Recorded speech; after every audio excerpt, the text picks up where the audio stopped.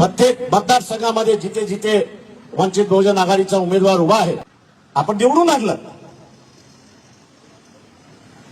तर या महानगरपालिकेचा चेहरा मोहरा बदलल्याशिवाय राहणार नाही हे साधं लक्षात घ्या। आणि म्हणून माझं आव्हान आहे आपल्या सगळ्यांना या ठिकाणी की उद्याच्या या महानगरपालिकेच्या निवडणुकीतून आपल्याला देशभर असणारा एक संदेश द्यायचा।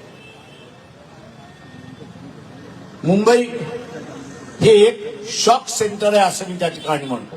इलेक्ट्रिक शॉक माणसाला बसला तर माणूस काय करतो, हादरायला सुरुवात करतो, हादरायला सुरुवात करतो। तशाच रीतीने या मुंबईमध्ये फुले शाहू आंबेडकरी मतदाराने ठरवलं की मी स्वतः 100% मतदान करेन, 1% ही शिल्लक राहणार नाही।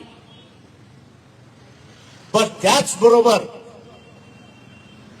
ही निवडणूक फक्त उमेदवाराची नाही, पक्षाच्या कार्यकर्त्याची नाही, तर त्यांच्याच बरोबर माझी सुद्धा आहे।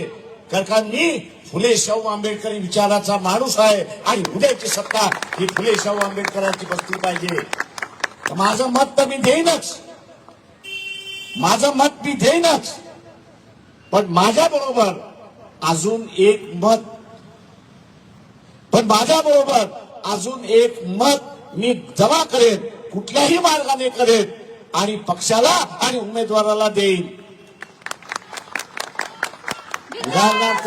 उदाहरणार्थ म्हटलं इथे असणारा 12,000 फुले शाहू आंबेडकरी मतदार असेल आणि त्यांनी एक मतदान अधिक आणलं, किती होतात,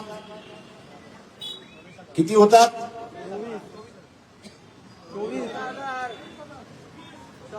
मग आपला उमेदवार हारणार की जिंकणार? मग ते करणार की न करणार? निश्चितपणे वाटाघाटी झाल्या तर।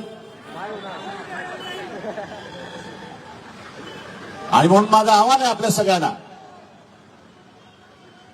आव्हान आहे आपल्या सगळ्यांना या ठिकाणी प्रत्येक मतदारसंघामध्ये जिथे जिथे वंचित बहुजन आघाडीचा उमेदवार उभा आहे आपण निवडून आणलं तर या महानगरपालिकेचा चेहरा मोहरा बदलल्याशिवाय राहणार नाही हे साधं लक्षात घ्या।